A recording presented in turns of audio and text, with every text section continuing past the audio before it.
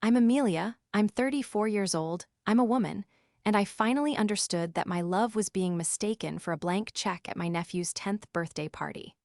For years, I had been the reliable one, the successful one, the one my family turned to when things went wrong.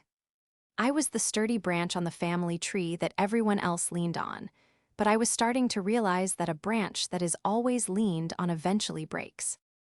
My mistake was believing that my financial support was a gesture of love and care. Their mistake was seeing it as an endless obligation. It didn't happen overnight. The dynamic was a slow-growing vine, wrapping around our relationship so gradually that I barely noticed until it was choking me. I'm a senior software engineer for a major tech company. I worked relentlessly through my 20s, sacrificing weekends and social events to build a career that could offer me stability, a stability my parents never had. My sister, Chloe, 2 years my junior, took a different path. She married her high school sweetheart, Mark, right after graduation, and they settled into a life that seemed perpetually on the edge of a financial cliff.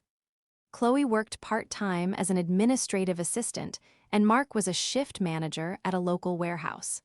They weren't destitute, but their choices rarely aligned with their income. That's where I came in. At first, it was small things. $100 to fix a flat tire. A couple hundred to cover an unexpected medical bill for their son, Leo. I was happy to do it. I loved my sister and I adored my nephew. What was the point of my success if I couldn't share it, especially with family? The first flicker of unease came about 5 years ago. Mark called me in a panic, his voice strained. The family car, their only vehicle, had broken down. The transmission was shot, he said, and the repair was going to be nearly $2,000. Without it, he couldn't get to work, and Chloe couldn't take Leo to his appointments. "I don't know what we're going to do, Amelia," he'd lamented, his voice cracking just enough to pluck at my heartstrings. "We're completely stuck." Without a second thought, I transferred the money. I felt a surge of warmth, the quiet satisfaction of being able to solve a problem that was causing my family so much stress. 2 weeks later, Chloe posted a picture on social media. It was the family car, gleaming in the sun, parked in their driveway, but it wasn't the car that caught my eye, it was the brand new, flashy chrome rims and low-profile tires. My stomach tightened. I called Chloe, trying to keep my voice casual. "Hey, saw the picture of the car. It looks great. I thought the transmission was the issue." There was a brief, telling silence on the other end of the line. "Oh, yeah, it was," she said, her tone a little too breezy. "Mark got a great deal on the repair, and there was a bit left over, so he decided to spruce things up. You know, for morale." Morale? They had used my emergency funds for custom rims. I wanted to be angry, to demand an explanation, but I swallowed it down. My mother's voice echoed in my head, a familiar refrain from my childhood.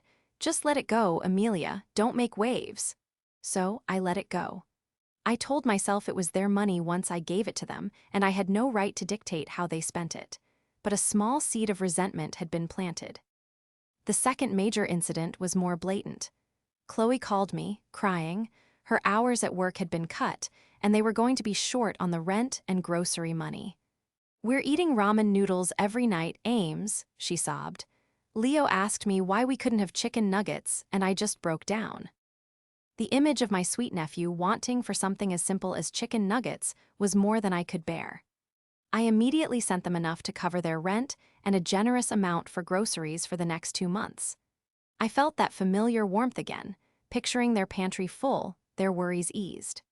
The very next weekend, my social media feed was filled with pictures of Chloe and Mark on a surprise weekend getaway to a charming bed and breakfast a few hours up the coast. There were photos of them clinking wine glasses, posing by a roaring fireplace, and enjoying a lavish dinner at a seaside restaurant. The caption read, "Sometimes you just need to get away and recharge. So grateful for my amazing husband for making this happen." There was no mention of me, no acknowledgement of the grocery money that had clearly funded their romantic escape. This time, I didn't call. The hurt was too sharp, too deep. It was a stunning display of disrespect. They hadn't just used my money for a non-emergency, they had flaunted it, crafting a narrative that completely erased my contribution. When I saw my mom the following week, I tried to broach the subject gently. "Did you see Chloe's pictures from her trip?" I asked. My mother, Carol, sighed and began wiping down her already spotless kit. "Hen counter. Oh, yes, it looked lovely. It's nice that they got a chance to relax." "Mom, she told me they were broke. I gave her money for rent and food, and she used it for a vacation." Carol stopped wiping and turned to me, her expression weary. "Amelia, honey, Mark probably had a good week at work and wanted to treat her. You know how much pressure they're under. You're doing so well for yourself. Does it really matter? Just let it go. It's not worth fighting over." And there it was again. Let it go. The family mantra. It wasn't about what was right or fair, it was about avoiding conflict at all costs. My feelings, my sense of being used, were secondary to maintaining a fragile, artificial peace. The message was clear. My role was to provide, and their role was to receive, no questions asked. The ultimate escalation, however, centered around my nephew, Leo. When he was 8, Chloe and Mark decided he was too gifted for the local public school. They became fixated on a prestigious private academy, Northwood Prep, which came with an eye-watering tuition of $20,000 a year. It was a sum that was so far beyond their means it was laughable, but they didn't see it that way. They saw me. They sat me down in their cluttered living room, presenting a glossy brochure for the school as if they were pitching a business proposal. "This is the opportunity of a lifetime for him, Amelia," Chloe said, her eyes shining with ambition for her son. "He could get a scholarship to an Ivy League college one day. This sets him up for life." "How are you planning to pay for it?" I asked, though I already knew the answer. Mark leaned forward, his hands clasped. "Well, that's where you come in. We see this as a family investment, an investment in Leo's future." An investment, that's what they called it. Not a favor, not a gift, but an investment, as if I were a shareholder in their son's life who could expect a return. My mother was their biggest cheerleader. She called me every other day. "You have to do this for him, Amelia. Think of the head start he'll have. You can give him the kind of chance we could never give you and Chloe." The guilt was a thick, suffocating blanket. She was right. I had pulled myself up by my bootstraps. But was it now my responsibility to pave the road with gold for everyone else? Against my better judgment, I relented. I loved Leo. He was a bright, funny, and kind kid, and he deserved the best. I convinced myself it was for him, not for them. I paid the first year's tuition. And the second. And just last week, as his 10th birthday approached, I had initiated the payment for the upcoming fall semester. It was a direct debit transfer, scheduled to go through in a few days. I'd even tucked a check for the remaining activity fees into his birthday card.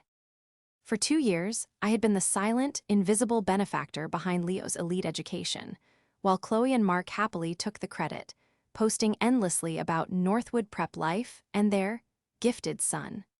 And through it all, the passive-aggressive jabs from Chloe became more frequent, each one a tiny pinprick on my already thin skin. She had found a way to resent the very lifeline she clung to, and I was beginning to drown under the weight of it all. The sun was bright and unforgiving on the day of Leo's 10th birthday party. I had rented a small section of a local park, complete with a covered picnic area and a playground. As I directed the delivery of a massive, inflatable bounce house shaped like a castle, I felt a familiar pang of something. It wasn't quite regret, but it wasn't joy either. It was the dull ache of obligation. Every part of this day, from the custom-ordered superhero cake to the professional face painter, was courtesy of my bank account. I had wanted to give Leo a day he'd never forget, but as I watched my sister Chloe direct the placement of the gift table, I wondered if I was just funding a spectacle for her own social standing. "A little more to the left, Mark," she called out, waving her hand dismissively. "The lighting is better over there for pictures." She turned to me, her smile tight and artificial. "It's all coming together, isn't it? Thanks, Amelia. I just didn't have the time to organize all this myself this year. Things have been so hectic." I nodded, forcing a smile of my own. "It's for Leo. I'm happy to do it." "Of course you are," she said, her voice dropping just enough so only I could hear. "Must be nice to just throw money at problems instead of actually having to deal with them." The comment slid past my defenses like a poisoned dart. I felt my jaw tighten, but I didn't retaliate. I just watched as she walked away to greet the first arriving guests, a gaggle of 10-year-old boys who immediately sprinted towards the bounce house with whoops of delight. My brother-in-law, Mark, clapped me on the shoulder, his grip a little too firm. "Don't mind her, Ames," he said with a conspiratoria. "Elle wink, she's just stressed, you know how she gets. But seriously, this is incredible. You really outdid yourself this year. Leo is going to lose his mind." His words were meant to be placating, but they only highlighted the problem. They saw my contributions as a show, a performance that needed to be bigger and better each time. My worth in their eyes was directly proportional to the lavishness of my gifts. I spent the next hour playing the part of the happy, doting aunt. I helped the face painter with her supplies, handed out juice boxes, and cheered as Leo and his friends waged a mock battle inside the bouncy castle. I saw the genuine, unadulterated joy on my nephew's face, and for a moment, it felt worth it. He ran up to me, his face painted like a tiger, and threw his arms around my waist. "Auntie Amelia, this is the best birthday ever," he yelled over the noise of the party. "Thank you, thank you, thank you." I hugged him back tightly, my heart swelling. "You're welcome, sweetie. I'm so glad you're having fun." As he scampered away, my mother, Carol, appeared by my side, a paper plate of potato salad in her hand. "He just adores you, Amelia," she said, her eyes misty. "You're so good to him. It's a wonderful thing you're doing." "I'm trying, Mom," I said, my voice softer than I intended. "I know, dear," she said, patting my arm. "And Chloe appreciates it too, even if she doesn't always show it. It's hard for her, you know, seeing you with all this success. It makes her feel like she's not doing enough for her own son." It was the classic justification. Chloe's jealousy was reframed as a mother's insecurity, and my success was the unintentional weapon I was wielding against her. Once again, the responsibility was shifted to me, not just to provide financially, but to manage my sister's delicate feelings about my ability to do so. The logic was so twisted that it made my head spin. I was paying for everything, yet somehow, I was the one who needed to be more understanding. The party wore on. Guests came and went. Parents of Leo's friends would approach me, having been told by Chloe who had funded the festivities. "It's so generous of you to do all this," one mother said, gesturing around at the elaborate setup. "Chloe was just telling us you paid for everything." I could see Chloe a few feet away, watching the exchange with a strange, proprietary smile on her face, as if my generosity were a possession she could show off. As the afternoon began to wane, it was time for the main event, the cake. It was a 3-tiered masterpiece, with a detailed city skyline and a sugar-sculpted superhero perched on top. The kids gathered around the picnic table, their voices a chaotic chorus of "Happy Birthday." Mark helped Leo blow out his 10 candles, and the adults applauded. I stood at the back, feeling a profound sense of detachment, like I was watching a movie of someone else's family. Chloe took charge of cutting the cake, wielding the knife with practiced authority. She handed the first piece to Leo, the second to Mark, and then worked her way through the line of eager children. After all the guests were served, she cut 3 more slices for the remaining adults, one for our mom, one for herself, and one for me. She walked over to where I was standing, holding out the paper plate. The slice was a little smaller than the others, I noticed. A corner piece with an overabundance of frosting. I reached for it, ready to offer another forced thank you. But before my fingers could touch the plate, she leaned in close, her smile thin and sharp as a razor's edge. Her voice was a low, venomous whisper, meant only for me, but loud enough for those closest to us to catch. "Here," she said, her eyes glinting with a cold, triumphant light. And then came the words that would change everything.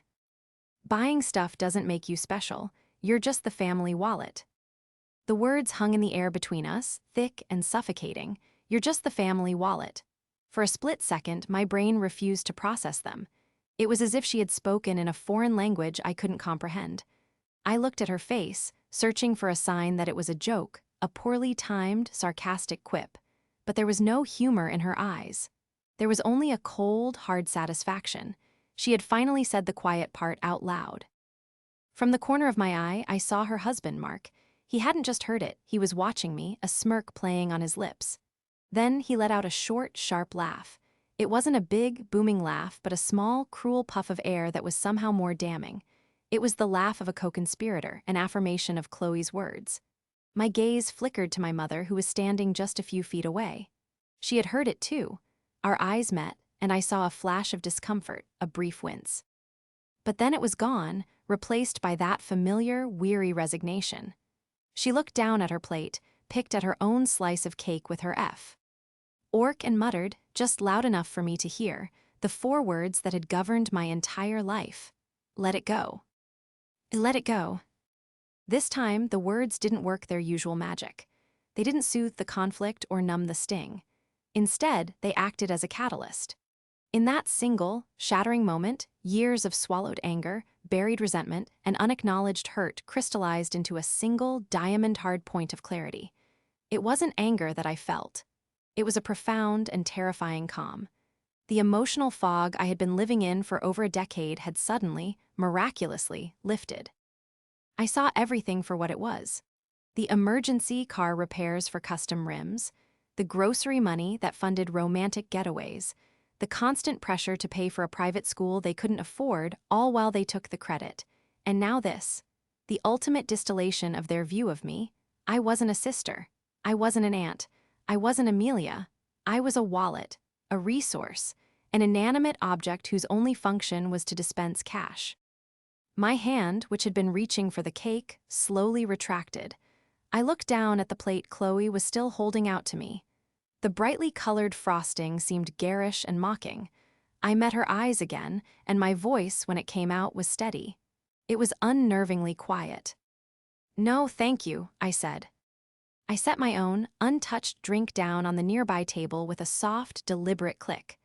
I turned away from my sister, from my brother-in-law's smug face, from my mother's determined avoidance. My movements felt slow and measured, as if I were moving through water. The chaotic, happy noise of the party faded into a dull, distant hum. My focus narrowed to a single point, the gift table. There, nestled amongst the brightly wrapped presents from Leo's friends, was my card. It was a simple, elegant white envelope. Inside, I knew, was a birthday card with a heartfelt message for my nephew, and tucked within that card was a check for $2,000 to cover his school's activity and materials fees for the upcoming year. But it wasn't just a card. It was a symbol of the very payment I had authorized just last week. The $20,000 tuition payment that was scheduled to be automatically withdrawn from my account in less than 72 hours. I walked to the table. I could feel their eyes on me. Chloe's confused, Mark's still amused, my mother S now worried. The other parents were starting to notice that the family-centric tableau had fractured. I picked up the white envelope. My fingers were steady. The paper felt cool and smooth against my skin. I turned back to face them, holding the envelope so they could see it. I looked directly at Chloe, then at Mark. "Good luck covering next semester," I said, and my voice didn't waver. It was as clear and cold as ice. I just canceled the payment. The silence that followed was absolute. It was heavier and more complete than any sound. Mark's smirk vanished, replaced by a slack-jawed expression of disbelief. Chloe's face, which had been alight with petty triumph, crumpled into a mask of confusion and then dawning horror. My mother finally looked up, her eyes wide with panic. "Amelia, no," she whispered, her voice trembling. I didn't give them time to respond, to argue, to deploy their usual tactics of guilt and manipulation. I had delivered my message.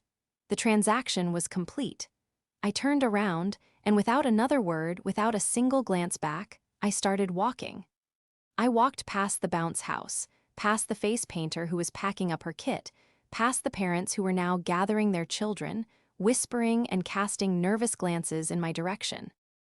My car keys were in my pocket. My purse was on my shoulder. Each step felt lighter than the last. With every footfall, I could feel the immense weight of their expectations, their resentment, their bottomless need beginning to slide off my shoulders. It was a physical sensation, a release so profound it almost made me dizzy. I reached the edge of the park and was just stepping onto the pavement of the parking lot when I heard it. The sound of running feet on the grass behind me, and a voice, panicked and raw, shouting my name. Amelia, Amelia, wait. It was Mark. Her husband ran after me. I didn't stop walking. I heard him calling my name, his voice laced with an urgency that had been entirely absent moments before, but I just kept moving toward my car. The sound of his footsteps grew louder, faster, closing the distance between us. He wasn't jogging, he was running, a desperate sprint fueled by the sudden terror of consequence. He caught up to me just as I reached my driver's side door, grabbing my arm. His grip was tight, insistent. Amelia, stop, what are you doing? I turned to face him, my expression unreadable. I looked down at his hand on my arm, then back up to his face. He was breathing heavily, his eyes wide with a mixture of anger and panic. There was no concern for my feelings in his expression. There was no flicker of remorse for his complicity, for the cruel laugh that had been the final straw. There was only raw, undiluted fear. Let go of my arm, Mark, I said. My voice remained level, devoid of the emotion that was churning inside me. He dropped his hand as if he'd been burned, but he planted himself in front of me, blocking my path to the car door. You can't be serious, he panted. You're not really going to cancel the payment. That was a joke, right? A sick joke to scare Chloe. Does it look like I'm joking? I asked. The reality of the situation seemed to be crashing down on him in waves. But why? Because of what Chloe said. It was a stupid comment, Amelia. You know how she is, she didn't mean it. She meant every word, I stated flatly, and you confirmed it when you laughed. A flash of anger crossed his face. Oh, come on, I can't laugh now. It was a party. People were having a good time until you decided to throw a tantrum and ruin everything. A tantrum, that's what he called it. My reaching a breaking point after years of being used and disrespected was a tantrum. The sheer audacity of it was breathtaking. This isn't about my tantrum, Mark, I said, my voice hardening. This is about the fact that you and your wife view me as a walking, talking ATM. You feel entitled to my money, but you don't feel you owe me even a shred of respect in return. The family wallet, as Chloe so elegantly put it, is now closed. His face paled. The financial reality was hitting him, and it was hitting him hard. But Leo, what about Leo's school? The tuition is due. We don't have $20,000, Amelia. You know we don't. His voice was rising, cracking with desperation. You can't do this to him. You're going to ruin his future, everything we've worked for. Everything they'd worked for. The delusion was so complete, so deeply ingrained, that he truly believed they had earned this. They had done the work of finding a rich sister to foot the bill. No, Mark, I said, shaking my head slowly. You are ruining his future by teaching him that it's okay to be dependent on others, to take without gratitude, and to treat the person supporting you with contempt. That is the lesson you and Chloe have been teaching him. I refuse to be a part of it any longer. I held up the envelope still clutched in my hand. This was for his activity fees. The main tuition payment I scheduled last week. I have my phone right here. I assure you, the cancellation request has already been submitted. It will be stopped first thing Monday morning. He looked at the phone in my other hand as if it were a weapon. A wave of pure desperation washed over his features. He stepped closer, lowering his voice into a pleading whine.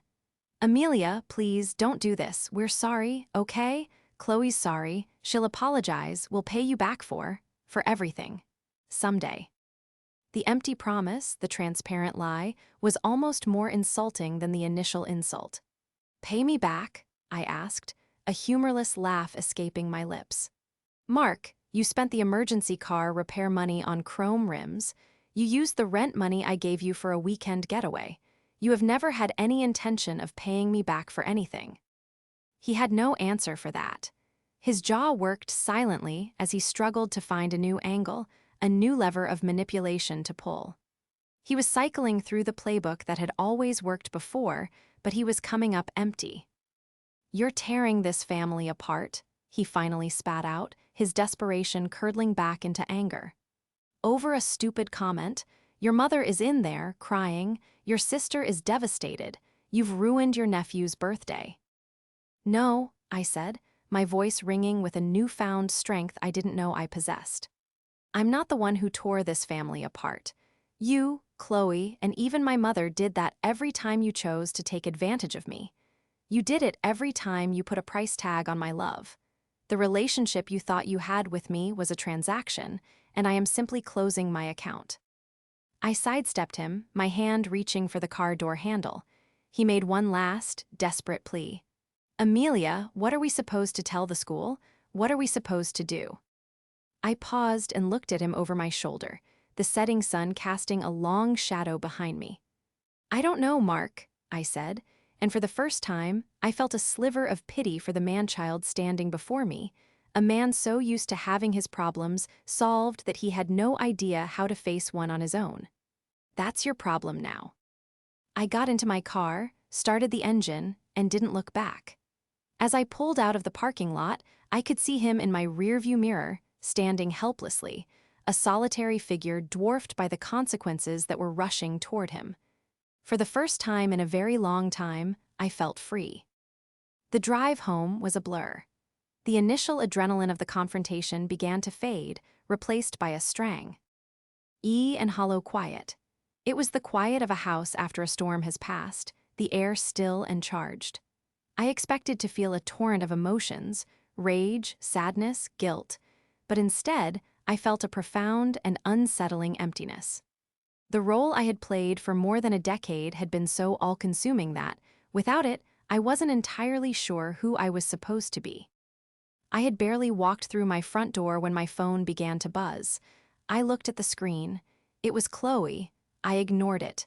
A moment later, it buzzed again, a text message, then another, and another. The notifications came in a rapid, frantic succession. Where are you? You can't just do that. Mark told me what you said. I can't believe you. You have ruined Leo's birthday. He's crying his eyes out. I hope you're happy. I read the messages with a clinical detachment. The manipulation was so predictable, so transparent. The immediate pivot to Leo's feelings, using him as a shield and a weapon, was a classic move. I tossed the phone onto the sofa and went to the kitchen to pour myself a glass of water. My hand was trembling slightly. The phone rang again. This time it was Mark. I let it go to voicemail. A few seconds later, another text, this time from him. You need to answer your phone. We need to talk about this like adults. The irony was staggering. They wanted to talk like adults now that their allowance had been cut off. The barrage continued. Chloe's texts became more abusive, calling me selfish, cruel, and heartless. Mark's alternated between threats of what people will think and pathetic begging. Then came the call I had been dreading, my mother. I hesitated for a long moment before answering, steeling myself. Amelia, her voice was shaky, freighted with disapproval. Hi, Mom, I said, my voice flat. What have you done? She asked, her tone accusatory. There was no, are you okay? No, what happened? Just the immediate assumption that I was the one at fault, the instigator of chaos. I did what I should have done years ago, I replied, my voice gaining a little more strength. I stood up for myself. Stood up for yourself? She scoffed, her voice rising. By humiliating your sister in front of all her friends, by taking away your nephew's education, Amelia, this has gone too far. You've torn this family apart. There it was again. The same phrase Mark had used. It was their shared script, the narrative they had instantly created to cast me as the villain. This family was torn apart long before today, Mom, I said, the words tasting like metal. It was torn apart by jealousy and entitlement. It was torn apart by the fact that no one, not even you, ever stood up for me. You just told me to let it go while they took everything I had to give. I was trying to keep the peace, she cried. Families are supposed to support each other. You have so much, and they have so little. Is it so wrong for them to want a better life for their son? It's wrong for them to treat me like a servant, Mom. It's wrong for them to insult me while their hands are in my pockets. And it's wrong for you to stand by and watch it happen, telling me my feelings don't matter as long as the peace is kept. I was pacing my living room now, the emptiness filling with a slow-burning anger. It wasn't just at Chloe and Mark anymore. It was at my mother, the great enabler, the one who had taught me that my value lay in my ability to absorb pain without complaint. "You need to fix this, Amelia," she said, her voice dropping to a low, pleading tone. "Call your sister, apologize, tell her you didn't mean it about the tuition. We can smooth this all over." Smooth it over, erase it, pretend it never happened, go back to the toxic, unbearable status quo. And in that moment, I knew with absolute certainty that I couldn't. I would rather be alone than be a part of that family dynamic for one more day. "No," I said, the word a final, heavy stone dropped into a still pond. "I will not be fixing this. There is nothing to fix. This is the new reality." "Amelia, don't be so dramatic." "I'm not being dramatic," I interrupted, my voice cold and firm. "I am done. Done being the family wallet. Done being the person you all turn to when you need something and ignore when you don't. Done being told my feelings are an inconvenience." I could hear her taking a sharp, shocked breath on the other end of the line.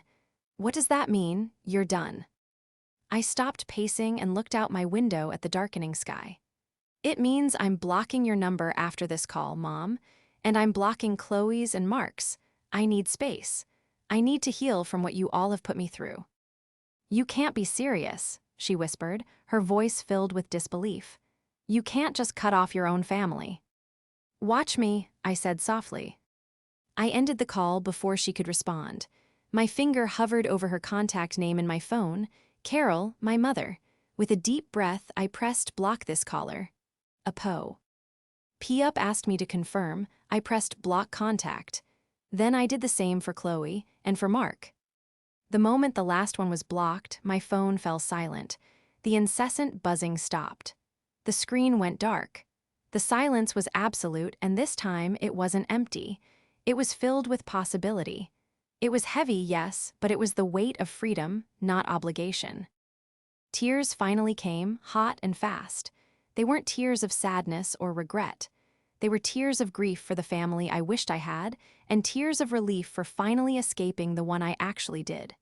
I curled up on my sofa, wrapped a blanket around myself, and cried until there were no tears left. The family wallet was closed for business, permanently. And for the first time, Amelia was open. The first few weeks were the hardest. My life had been so intertwined with my family's manufactured crises that their absence left a gaping void. I'd find myself checking my phone, my thumb hovering over the blocked contacts list, a morbid curiosity about what fresh hell of texts and voicemails I was missing. The silence felt unnatural, like the dead calm before a hurricane.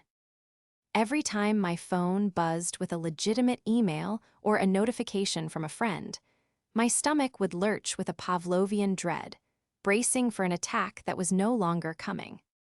I realized how much mental and emotional energy had been devoted to managing them. It had been a part-time job I hadn't even known I was working. I had been constantly anticipating the next request, rehearsing the next difficult conversation, calculating whether I could afford the next emergency. With that burden gone, I was left with an abundance of time and mental space, and I had no idea what to do with it. On the advice of a trusted friend, I found a therapist. Her name was Dr. Evans, a kind-faced woman with a no-nonsense attitude. In our first session, I laid out the entire story, from the custom rims to the birthday party. When I finished, I felt exposed and childish, as if I were complaining about something trivial. "So you feel guilty for cutting them off," Dr. Evans said, phrasing it as a statement, not a question. "I feel selfish," I admitted. "My mother's voice is in my head, telling me I've torn the family apart. My nephew is probably confused and hurt. Maybe I should have just kept paying for things and kept my mouth shut." Dr. Evans leaned forward slightly. "Amelia, your family wasn't a family. It was a system. A system designed to extract resources from you and transfer them to everyone else. You weren't a participant, you were the host. And when the host decides it no longer wants to be fed upon, the parasites will always claim the host is being selfish. Your only crime was refusing to be their bank. Her words were blunt, but they struck me with the force of truth. A system, not a family. The distinction was critical. It gave me a framework to understand what had happened, to see it not as a personal failure, but as the logical outcome of a deeply dysfunctional dynamic. With this new perspective, I started to slowly rebuild my life. I began by reclaiming my finances. I sat down and looked at my budget, and for the first time, I calculated exactly how much money had been flowing out to my family each year. The number was staggering. It was more than my mortgage. It was enough to fund a master's degree, to take a round-the-world trip, to start a foundation. Seeing it in black and white wasn't about regret, it was about empowerment. It was my money. I had earned it. And now, I could decide what to do with it. The first thing I did was book a trip. A real one. Not a weekend getaway, but a 2-week solo tour of Italy, something I had dreamed of since college but had always put off because there was always another emergency that required the funds. The act of booking the non-refundable tickets was a declaration of independence. While in Rome, standing in the middle of the ancient forum, I felt a sense of peace I hadn't experienced in years. I was completely anonymous, a stranger in a foreign land, and no one needed anything from me. My identity was my own, not defined by my relationship to anyone else. I ate gelato for lunch, wandered through art museums until my feet ached, and sat at cafes for hours, reading books that had nothing to do with software engineering. I was rediscovering Amelia. When I returned, I felt stronger, more centered. I started investing in myself in other ways. I signed up for a pottery class, something I'd always found intriguing. My first few creations were lopsided, clumsy bowls, but I loved the feeling of the clay spinning beneath my hands, the focus it required. It was tangible, real. I was creating something for myself with my own 2 hands, not just signing a check. One Saturday, while shopping at a local farmer's market, I had my first brush with the old world. A distant cousin, someone I hadn't seen in years, spotted me from across a stall of orga. "Nick vegetables." Her face registered surprise, then a flicker of awkward pity. "Amelia, hi," she said, her smile a little too bright. I heard about what happened. With you and Chloe, it's just terrible." "Hello, Susan," I said calmly. "What exactly did you hear?" "Oh, you know," she stammered, shifting her weight. "Just that there was a big fight and that you got upset about money and decided to stop helping them out with Leo. It's such a shame. He's such a sweet boy." The sanitized, skewed narrative was exactly what I expected. In their version, I was the volatile, money-obsessed villain who had punished an innocent child out of spite. There was no mention of the years of financial support, the constant insults, the emotional blackmail. "The story is a bit more complicated than that, Susan," I said, my voice polite but firm. "But I appreciate your concern." I didn't try to defend myself or explain the truth. I realized I didn't need to. The people who mattered knew my character. The rest could believe whatever narrative my sister wanted to spin. I smiled, wished her a good day, and walked away, leaving her standing by the zucchinis with a perplexed look on her face. It was a small victory, but it felt monumental. I was no longer a player in their drama. I was simply an audience member who had decided to walk out of the theater. 6 months after the birthday party, life had settled into a new, peaceful rhythm. The pottery class had become a weekly ritual, and my apartment was now decorated with an assortment of quirky, handmade mugs and bowls that brought me a quiet sense of pride. I had been promoted at work, a development I greeted with enthusiasm rather than dread. Knowing the extra income was for my future, not for funding someone else's irresponsible present. The silence from my family was no longer unsettling, it was serene. One evening, I came home from work to find a thick, cream-colored envelope in my mailbox. It had no return address, but I recognized the elegant, looping handwriting immediately. It was from my mother. My first instinct was to throw it away unopened, to protect the peace I had fought so hard to build. But curiosity, and perhaps a foolish, lingering sliver of hope, won out. I took it inside, sat down at my kitchen table, and slit it open with a knife. Inside were 3 pages, filled with her familiar script. It began, as I expected, with a litany of guilt. My dearest Amelia, I am writing to you because I don't know what else to do. My calls don't go through. My heart is broken over this division in our family. The holidays are approaching, and the thought of not having you at the table is more than I can bear. The letter went on to describe how difficult things had been. Chloe and Mark were struggling terribly. They had been forced to pull Leo out of Northwood Prep. He was back in public school and was having a hard time adjusting. Mark had to pick up extra shifts at the warehouse, and they were barely making ends meet. Chloe, the letter said, cried all the time. It was a masterclass in passive-aggressive manipulation. Every sentence was designed to make me feel responsible for their hardship, to paint a picture of a family in ruins because of my selfishness. I felt a familiar tightness in my chest, the old guilt stirring from its slumber. But then, buried in the middle of the second page, was something unexpected. Chloe has admitted that what she said to you was cruel and born of jealousy. She knows it was wrong. Mark knows it too. I know I failed you, Amelia. I always told you to let it go because I was a coward. I didn't want to face the conflict, so I let you bear the entire weight of it. I see that now. I was wrong, and I am so sorry. The apology was there, in black and white. It was wrapped in layers of guilt-tripping, but it was there nonetheless. My mother, for the first time in my life, had admitted she was wrong. A year ago, those words would have been enough to make me crumble, to rush back into the fold and promise to make everything better. But I was a different person now. I read the final page. It was a plea for reconciliation, a plea for me to find it in my heart to forgive and to call them, to come for Thanksgiving, to put this all behind us. It ended with a final, desperate-sounding appeal. They are talking about having to sell the house.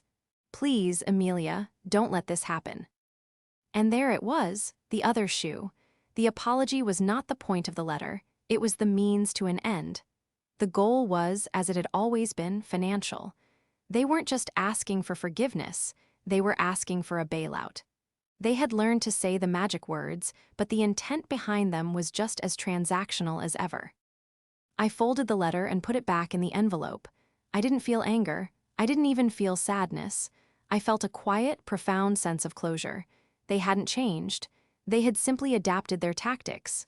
The stem Dr. Evans described was still trying to re-establish its connection to its host. I walked over to my desk and took out a piece of my own stationery. I started to write a reply, pouring out all the years of hurt, explaining in detail why a simple sorry, wrapped in a request for money, wasn't enough. I wrote about the rims, the vacation, the disrespect. I filled 2 pages with my truth. But as I read it back, I realized I didn't need to send it. I had already had the confrontation. I had already said my piece. This letter wasn't for them, it was for me. It was the final act of processing my own pain. I slid my unsent letter, along with my mother's, into a box on the top shelf of my closet. A box of things to be kept, but not revisited. I didn't call them. I spent Thanksgiving with friends, a loud, joyful, chosen family where love wasn't measured in dollars and cents. I don't know if they sold their house. I don't know how Chloe and Mark are managing. I don't know if my nephew is happy in his new school. And I have learned to be okay with not knowing. His parents are responsible for his happiness, not me. My journey wasn't about revenge. It was about self-preservation. I didn't set fire to the bridge. I simply stopped allowing myself to be the only one holding it up. They may see me as the villain of this story, the cold-hearted sister who abandoned them in their time of need. But I know the truth. I am the woman who finally realized her worth was not negotiable. I am the woman who learned that no is a complete sentence. I am no longer the family wallet. I am just Amelia. And for the first time, that feels like more than enough. So, Reddit, I have to ask. After years of being the financial backbone for a family that did nothing but disrespect me, aita for finally canceling the payment and walking away.